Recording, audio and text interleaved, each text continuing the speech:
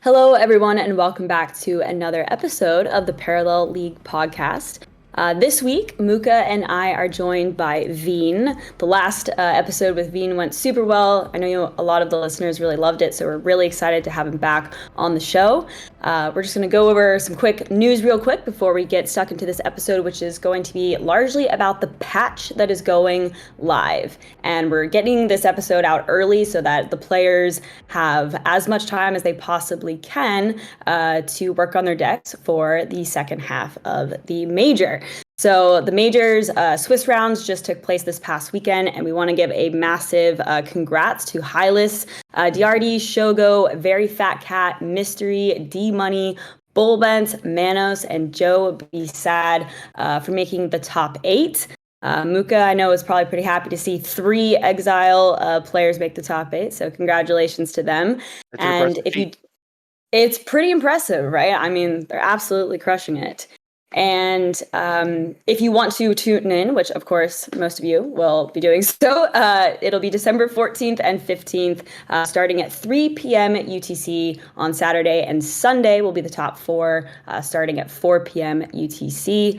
Also, some quick upcoming events. The final qualifier is December 21st and 22nd. The final minor is the 26th and 29th of December, and then the majors 3 will be in January. And also, one last reminder that the December ranked ladder and IGTs are the last chance to earn points for the league. So that's what's going on. Veen, really excited to have you. We're going to talk about the patch because it's going live in between the Swiss rounds and Yes, the top 8, which is definitely a major decision. So can you give us a little bit of insight on why it's going live in between? for sure. Well, the first thing is that we want the actual event to be the best event that it can. So we wanted it to be before the event, no matter what. Whether or not we could get it out before the first part of the Swiss, we couldn't do it. However, the amount that we're getting done, and before we get into the nitty gritty, I just want to say that this was a massive undertaking from the team, and it showcases our new capabilities of being able to get these things done in-house very quickly. So first, if anyone watching this, anyone part of the team, or any fans that see team members, give them congratulations, high five, everything. They knocked it out of the park. But when we were left with the choice of do we put this out affecting the actual tournament environment between first part of tournament and second part of tournament, yeah, yes, at the end of the day, we're a small team, and there's only a certain amount of times that we can before the holiday season have a patch like this drop. So we were excited to get the work done, get everything out, and make sure that people had as much time as possible, which granted is sub 1 week. This is not going to be a regular something we do on a regular basis, but should be enough time to have the second half of the majors be as dynamic and impactful and novel and interesting as it can be. I think that the major changes that everyone's going to be primarily focused on are the Markolian changes. And a lot of those come down to the fact that the deck has been a specter on the metagame for quite some time. And that with the cards that came out in Aftermath, there were some exciting additions that happened for the deck. We wanted to make sure that a lot of the charge cards hit, and that there were new things for Markolian to do that weren't just the same Markolian things that were happening before. Um, and some of those cards were a little bit above where we expected them to hit.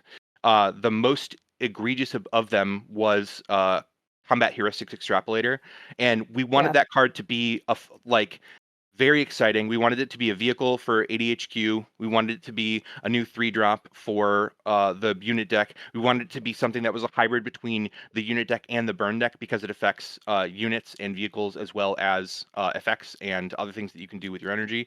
And we wanted to showcase the new charge mechanic. Plus, it was a rare, so it had a lot of things going for it. And we wanted it to be strong. We wanted it to be pushed. But we thought that the biggest thing was if you played this card and it didn't immediately provide value, then by the time it actually did provide value, it wouldn't have been enough. Like the fact that you had this random 2/4 body laying around wasn't necessarily as good as trying to get the effect for cheaper. So we gave it battle ready, and we thought that this was something where now it will impact the board as soon as it's down there. But we're noticing that the amount of value that it provides, in addition to the energy you get the card, it's just there's enough of value there that the battle ready shouldn't actually be necessary. So for this card, what we're doing is we're removing battle ready and leaving the rest of it unchanged. So it's fun effect, the charge, the stats, the energy rate, all of those things are going to stay the same. We're just removing battle ready. The next Markolian change that's super impactful is our Markolian Bannerman. So Markolian Bannerman has been a staple for ever since the game came out in the base set.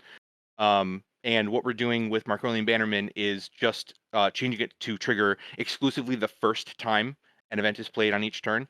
And we're hoping that this is a change that maintains the card's status as a super good opening card for both the unit deck and the burn deck, but primarily the burn deck. And it lets you stabilize the board after in comeback situations. But what we don't want it to do is continue to be something that you can play on turn 1 and then on turns 2 and 3. Effectively lock out the board, like it's too much of an oppressive force early on in the game, and it's just a base set 1-drop common. Like it shouldn't be defining games in the same way that it is. Like you should be able to come back from it in a myriad of ways, but it's just so strong so early that that's hard to do. And the card actually only gets better as more cards come out, because there are only more events that more effects that get stronger, more cards that you can play, like take it or leave it, strengthen the card, et cetera, et cetera. So ideally, that should be something where the card has plenty of power. It should still be included in some Markolian decks, but it won't be necessarily an auto include, and it won't be nearly as snowbally in the cases where it comes off to a strong start. Wait, Um, if I could jump in on these ones. yeah. Are these the Marco ones? Are these the main Marco ones? Just want to Yes. confirm. Yeah. Yeah. So I first off, I already am gonna say, if we're gonna ask at the end of this, Bannerman is my favorite change. That one I think is just so Hooray. good Yeah. and so clean.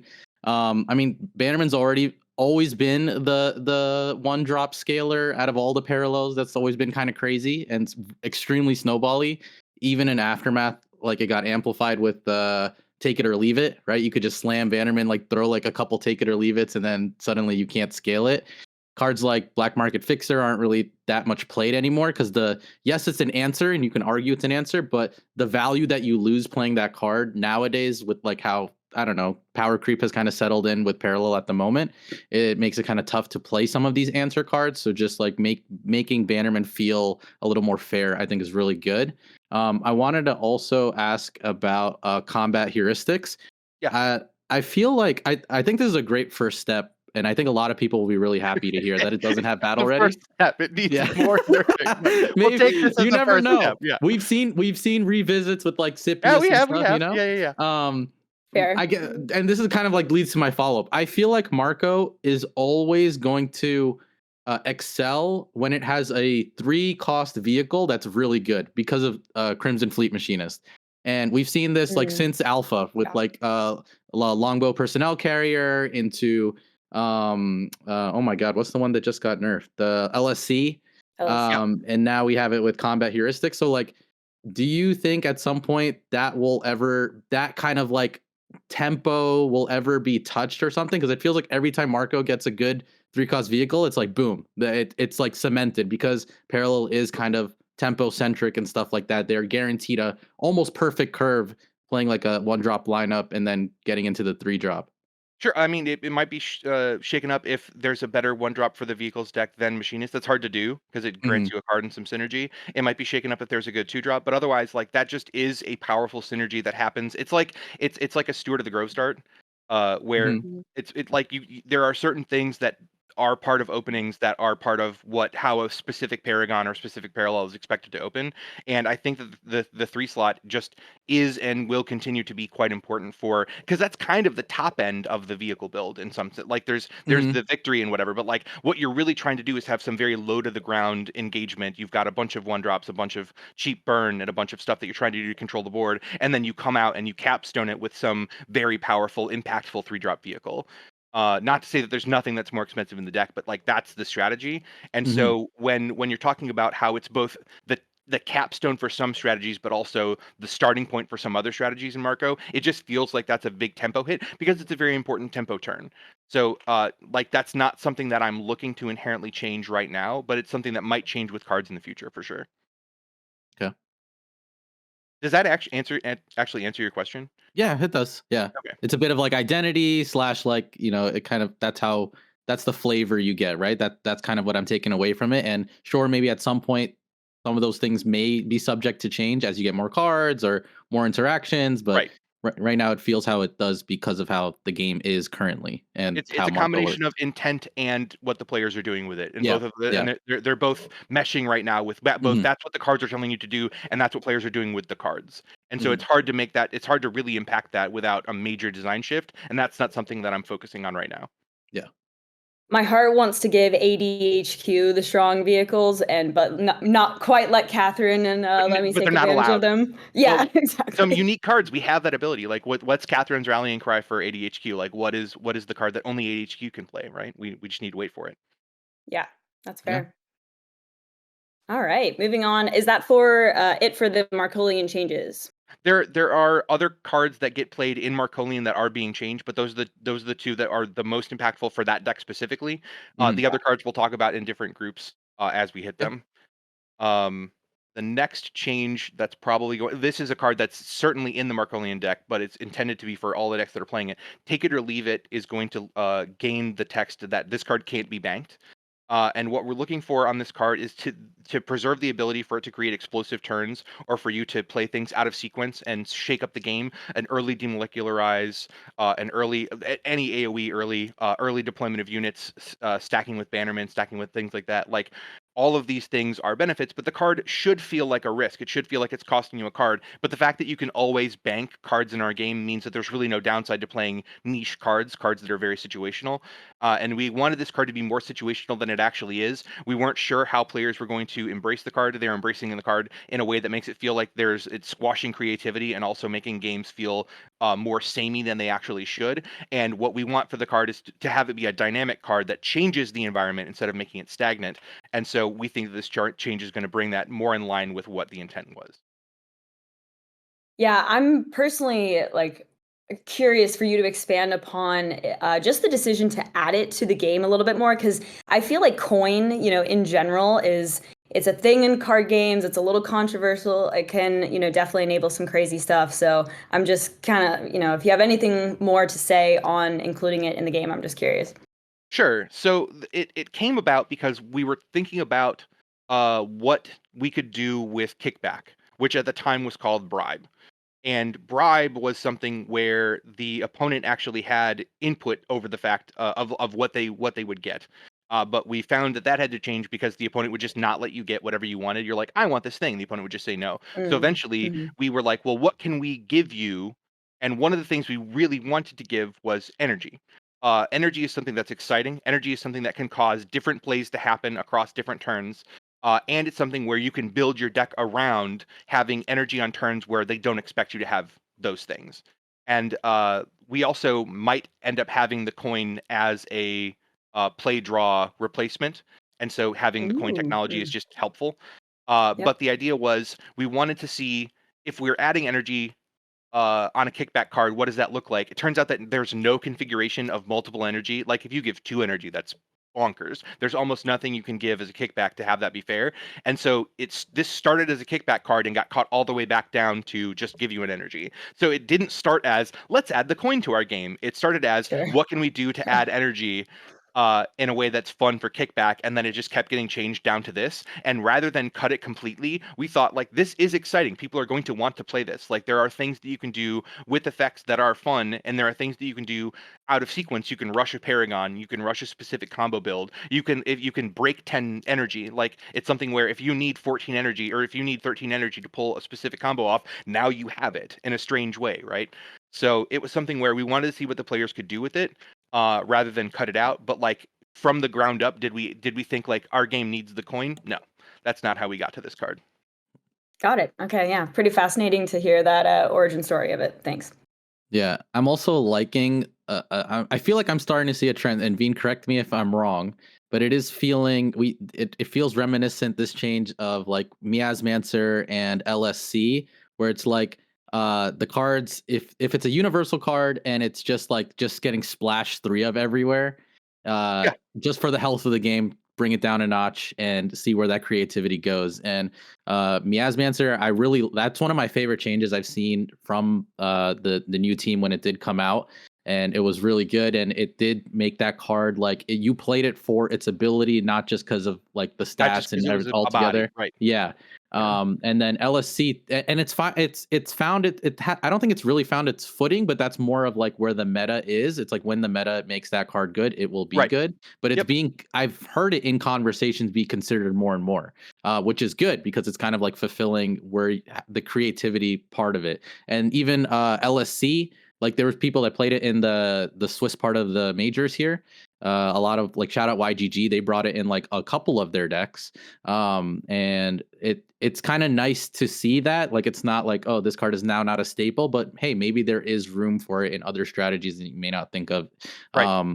So yeah, it's something that I just took a note of. It sounds like that is something you're agreeing with. That is something that you 100%. guys look at and Yeah. stuff. So That's something. So it's I both like something it. that you've noticed correctly, like that is what we're doing. And there are actually two reasons for that. One is sometimes it's just like, hey, people are fixated on this card. It looks like it does something that's completely new, and we should make sure that people understand that like this is a card you can play, but you don't have to play 3 times. And then there's just mistakes. Like if it turns out that Miasmaster was just too strong Yeah. as a 3/3, like that doesn't mean that we need to live with that mistake forever. It's like, oh, okay, this is actually stronger than we intended it to be. Let's get it back down to where it needs to be. Doesn't mean the card's unplayable or too weak now. It just means that it's not an automatic include because it just happens to be a cut above the rest of the cards. Mhm.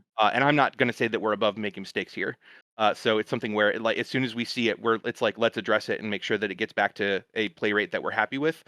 This also just intrinsically will become less and less of an issue as Parallel has more and more cards. As the environment grows to a certain point, there will be so many choices and so many pressures on the cards that you're trying to put in your deck that the idea of a universal card coming out and being a 3 of in basically every deck is just going to be a thing of the past, I think.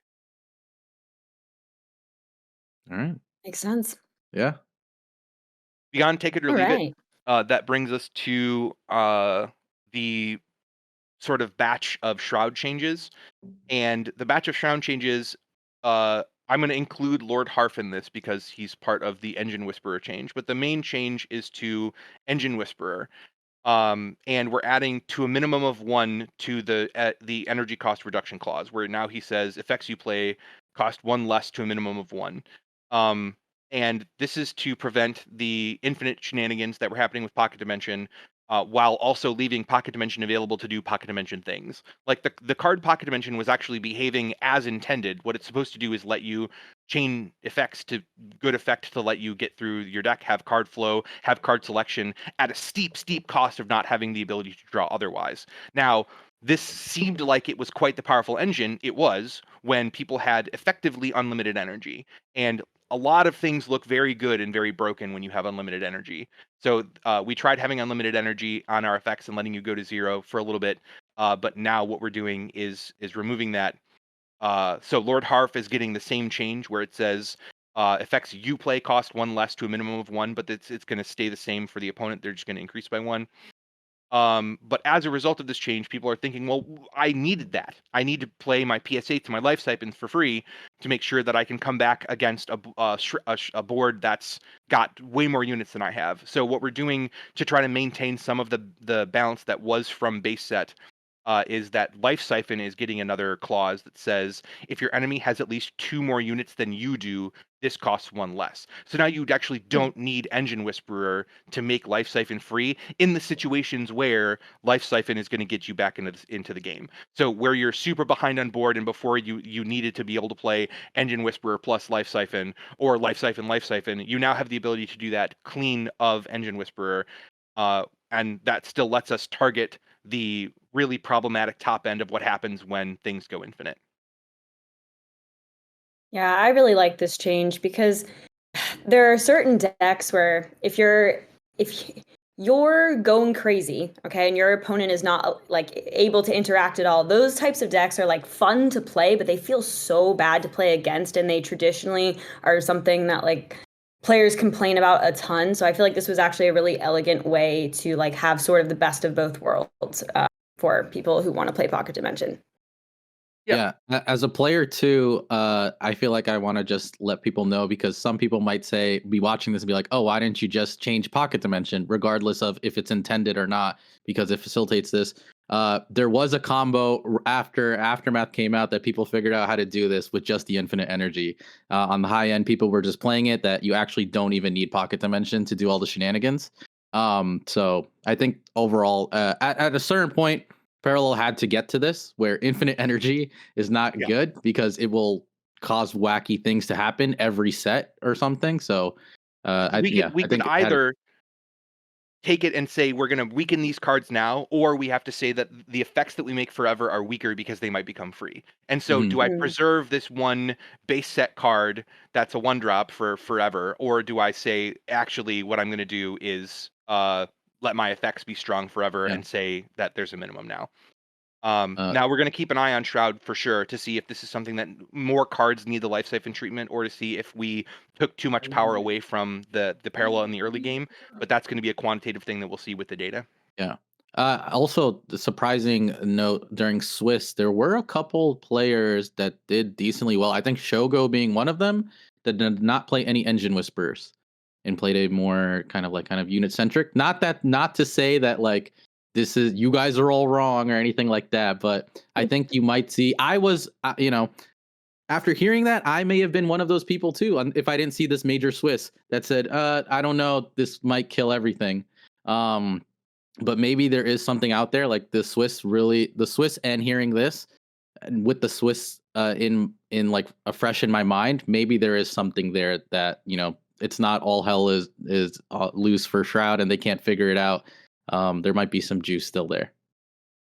That makes me really happy because I've always been on the side of cut the engine whisperers, or if you're not playing it turn one, it is banked every single time. So that was cool to see. The thing is, Engine Whisperer is something where what the design intent for the card is trying to do, in addition to making certain low cost effects less expensive, is also just be ramp for Shroud. Like, if what you're trying to do is get to certain things early, like it's effectively the coin, but it's only for effects, right? So this is something where we wanted to maintain that amount of power, but I like your heuristic, which is if it's not acting as energy on the board, it's acting as energy in the bank, and that's what the card should do. So that makes sense to me. And that brings us to the last Shroud change, which is Embedded Agent. We are removing Shielded.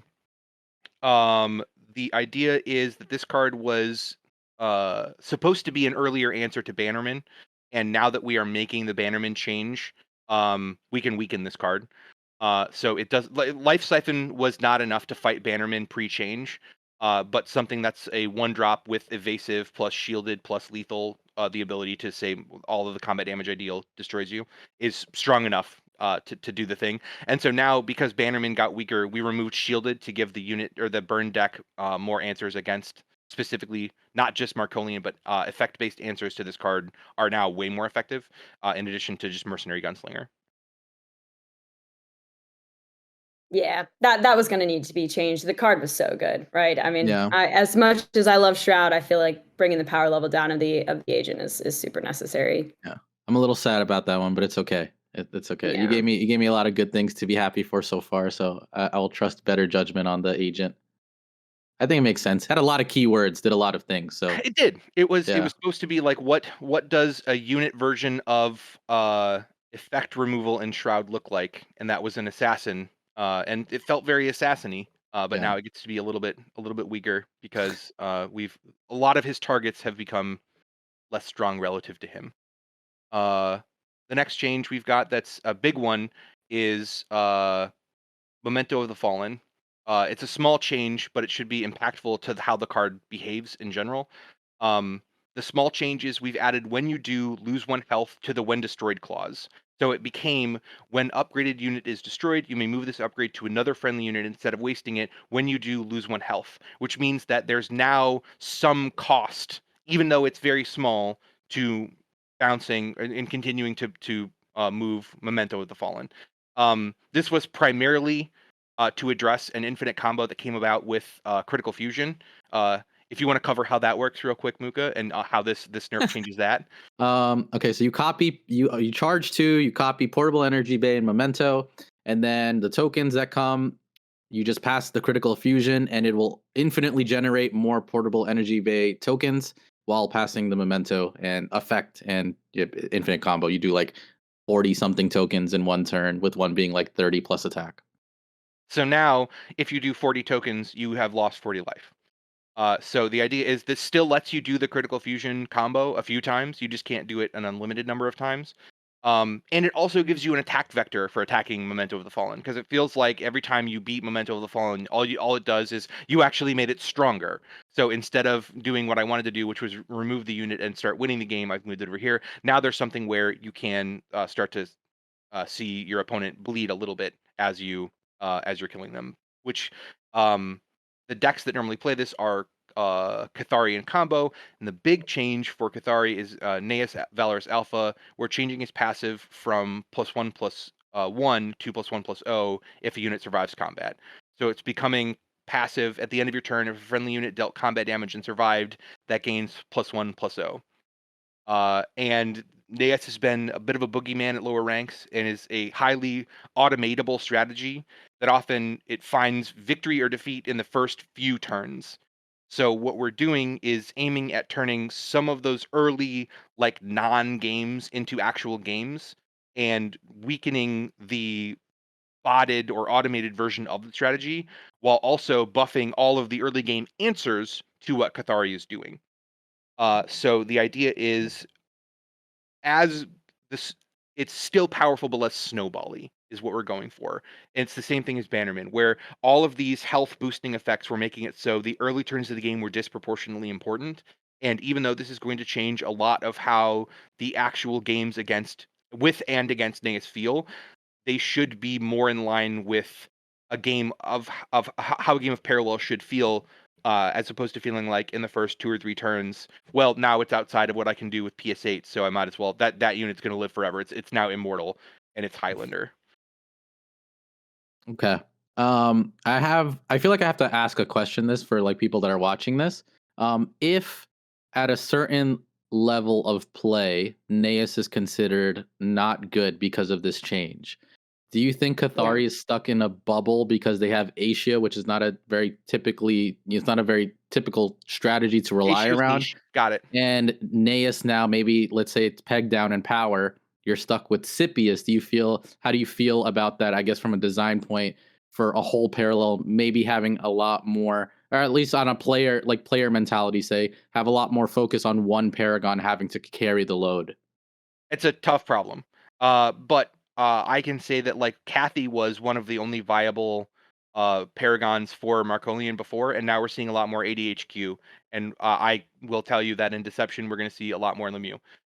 Like I think that what we can do is we can design things going forward to make sure that that's not the case. But you bring up a very good point, which is like, yeah, right now it's going to feel like Scipius is the way to go, and that was part of why we were delaying the Naeus change. But the Naeus change is going to make the ladder and ranked feel significantly better, and it's going to make the new player experience better, and it's going to make early games against Cathari feel more like games. And I will say that just the sheer amount of games that involve Naeus is overwhelming. Like the number of games Mm. played with Naeus as a Paragon is huge, and I want to make those games better. So even though it may feel like there's only one actual choice, like there's not. And the number of games where Naeus is being played, whether or not people are playing Naeus, because the bots are playing Naeus.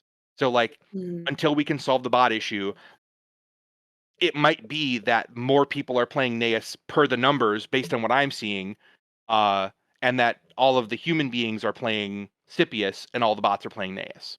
But that doesn't mean the bots aren't playing. It doesn't mean that I can just stick my head in the sand and say, well, I'm going to balance for the humans, right? I have Yeah, to balance for the people who are playing parallel, and the people who are playing parallel are encountering these bots. makes sense. I think it's a worth a shot. I don't know if that's the right way to term it, but it makes sense. And I also I still think that like if it turns out that Naeus needs power in a way that we can add power that is behind agency as opposed to something that's automatable. Mhm. Um, that's what I want to have happen. I want people to get to games where the bot isn't just conceding after turn 2 when it's not winning, or winning after turn 2 or whatever. Like I want it to be where you are making decisions in this trading card game and it's fun and an engaging game and you want to queue up again, as opposed to feeling like you got completely snowed out by this Valorous Striker, attack, I'm dead. Was it ever a consideration to do it in the reverse where it only gained the health instead of the attack? And do you think that that could be a solution if it gets too bad, to sort of maybe bring it Maybe, back up in power level? maybe. I think that the whole point of what Naeus is trying to do is present more of a threat to close out the game with the power, and I think it's Hmm. more in line with what the power is trying to tell you to do to leave the power, or what the passive is trying to get you to do is to leave the attack. I used the term power both times, which was not helpful. Um, but I hadn't actually considered just leaving the health exclusively because the health was the runaway problem. Like gaining Hmm. health is actually something that gets you outside of the course of the answers, and a lot of what people are feeling when they lose those games to early Naeus pressure is that the things that they have on the board are unanswerable because of the momentum that exists. And so if you have health scaling, the other issue is that that doesn't inherently end the game, but power scaling inherently does end the game, or attack scaling inherently does end the game. So once something gets strong enough, it can just kill you. But once something gets healthy enough, it just exists forever, and the game can go longer. And as we learned this weekend, that's not something we want. Longer games inherently, necessarily. Spoiler for a little bit earlier, for a little bit later, but um, yeah, that was the idea behind Naeus. Okay. Cool. That might be a nice segue. I think maybe you've got one more change, but then we'll segue into some extra changes that you want to address because of this past weekend. Yeah, I've got one more change. I'm going to mention it here, which is risky because the team, and again, this is not to throw the team under the bus, but we might need to move this change to the next patch or hotfix, because this required apparently more lifting than expected. If it is in there, then thumbs up. I didn't say anything. But the last change is to Assel's Glaive. It's unintentionally gaining bonus damage from Logistics Mastery on the cleave damage, and we don't want that to happen. The idea is if Glaive is dealing damage, Logistics Mastery should not make the extra damage it deals adjacent +2. So what we're doing is adding the word combat to the ability to both indicate that this is intended to be combat damage, and it's coming with a bug fix that removes the bonus damage that's going there. Noted. Yeah. Makes sense. Clean. All right. Well, if Whew, that's the last of the initial patch, I that's know the there's last some of patch extra one. things. If we want to discuss maybe Mookah, a little bit of the shenanigans, perhaps Um, from this past weekend to lead yeah, into these. I'll set Veen up. So during this last major Swiss that happened this past weekend, there were a few competitors that brought decks that used interactions that kind of created infinite loops, largely involving the what's the one cost relic called? Something. Allocated provisions. Yep, allocated provisions and a 3 cost a unit called Sower of Unrest. It's a 3 cost 4/3 earthen that if you didn't watch the major, you don't know, but if you did watch the major, you You definitely definitely know. It's a unit that has an ability that just says activate, reveal a friendly banked card, and your units lose passivism for a turn. Now, this activation can actually be used as many times as you want. It's not like locked or anything. So you would basically reveal your whole bank, and then allocated provisions would flip them all back down, and then you would get supply caches to your deck. This would create an infinite kind of loop interaction, and then you could pair this with cards like Rummaging Researcher, which is a new Aftermath card that lets you draw a card every time a card is revealed. You can combo it with what's the other one? Watchbots, which is every time a card is revealed, you get a 1/1 token. And were those the main interactions? It was those ones, right? Yes. Yep. So it basically creates infinite loops, and people were playing it. We saw one player play it in Nehemiah and two players play it in Shoshana. And you would just create an infinite loop of supply caches with some of these interactions that you could mix with it to get some benefits. And you would just get really long turns that would take like 30 minutes or something to get all the interactions out. But yeah, that's the one that these are the interactions that Veen is going to tell you a bit more how they're addressing it. So yeah, first things first. Um, there was a lot of blame and shame being thrown around, and I would like to take my fair share of it. The fact that this infinite exists is a mistake. We just missed it. Um, the core issue is if you think about what the game actions are that are being taken, and break it down into what's actually happening, one of the game actions doesn't make sense. Now, the players found that if we do this thing that doesn't make sense over and over and over again, we can get value from it. But that's why it missed our radars, because the game action does not make sense. If you look at Sower of Unrest, a card that no one was thinking about, was not competitive, was not being played, was from the base set. And what Sower of Unrest does is it says you can flip the one card to make your units lose pacifism. That's very exciting. Now, why would I do that more than once? Like, I want to make my units lose pacifist again. I want to make my units lose pacifist again. I want to make them lose pacifist again. Nobody would do that, right? So it was off our radar. We missed it completely. Props to the players that found it. Very exciting. But what we're doing is what should have been done in the first place, and just saying that this ability is limited once per turn. On any activate card that lets you charge or reveal a card from the bank for value, but that value is already gained in activating it once. We originally left it so you could activate it more than once per turn, because why not let people do that? Like, if there's some reason to do it, let's let them find it. Well, they found it, and the reason is because just doing that for value to turn the card face up is worthwhile. So what we've done is on 4 different cards, and I'm going to make sure I get all 4 cards mentioned here. Sower of Unrest, Wallbreaker Siegecraft, Provoked Caretaker, and Mycelial Conduit. What we're doing is we are adding the clause limit once per turn to make sure that the shenanigans are curtailed, but you will still have the ability to activate your allocated provisions an unlimited number of times. In addition, there is a quality of life change coming for allocated provisions that says that other than having to activate once every single time to individually reconceal all of your cards to shuffle in the supply cache, you can activate it once, and you can turn down any number of cards. Thank God. And any number of those, and that number of supply caches will be shuffled in. That change alone, I think, would have saved a bunch from the weekend, even if the infinites were still there. Because the deck it didn't turn out to be this big meta menace, right? Like, it didn't have this undefeated win streak. It wasn't terrorizing the meta. But I think that with the quality of life change plus this change, that I think we've effectively addressed this in and of itself. Yeah, I think this it's always like a fun lore moment in card games when stuff like this happens. Somebody's tinkering around and finds something that can, go infinite. And that's how we got Pocket Dimension, kind of, right? People figured out how to do infinite energy. And I think it's more of a testament to players like really diving deep and trying to break the game a little bit, right? Like which we love. Yeah. It's very exciting to see that these things that were laying around sort of with dust on them and cruft, like, yes, this card that no one thought about was part of an infinite combo that got played in the majors over the weekend and caused quite a stir. Yeah, it did. And the team, like, definitely, I saw some excitement in Manila when Pocket Dimension was making kind of like its debut. Yeah.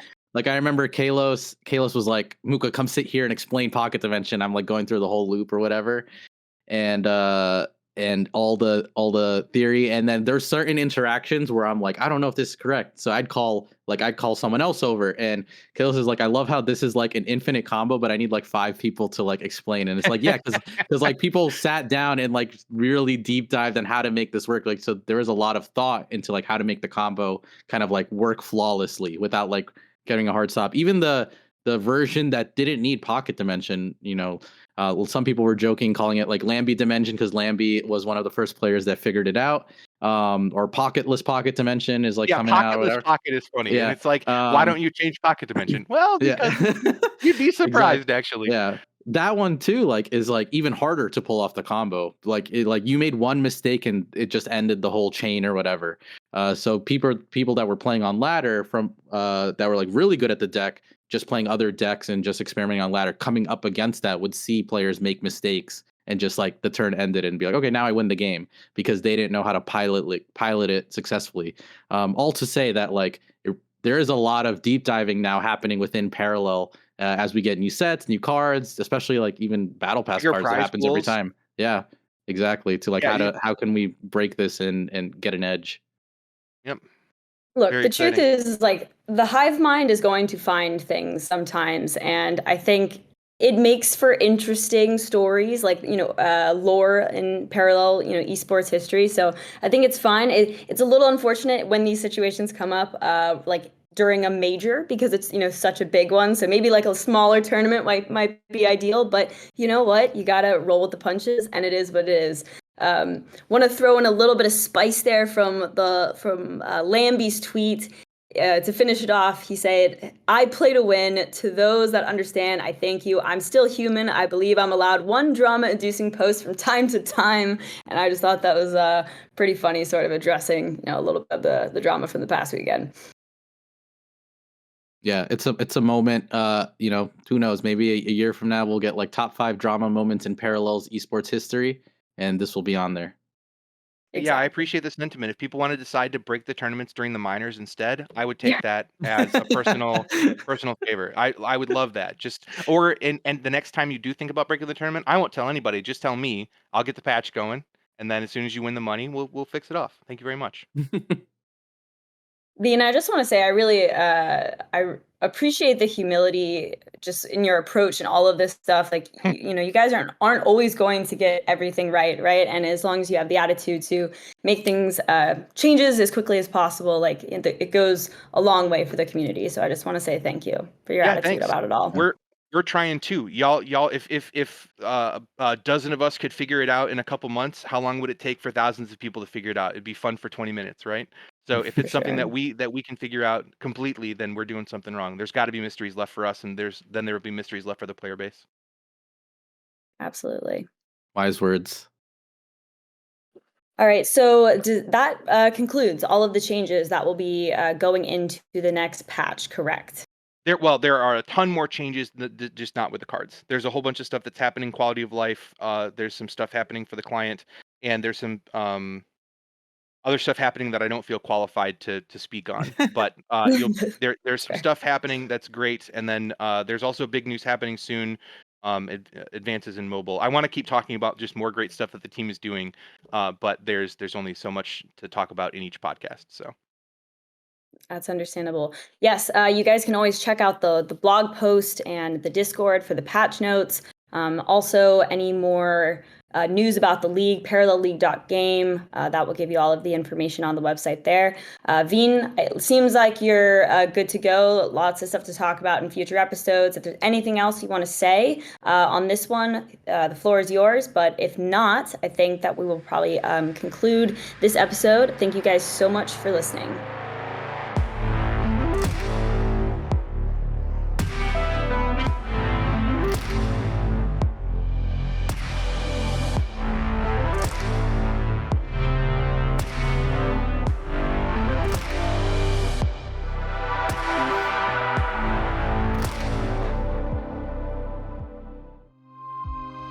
This was a 983 Media Productions podcast.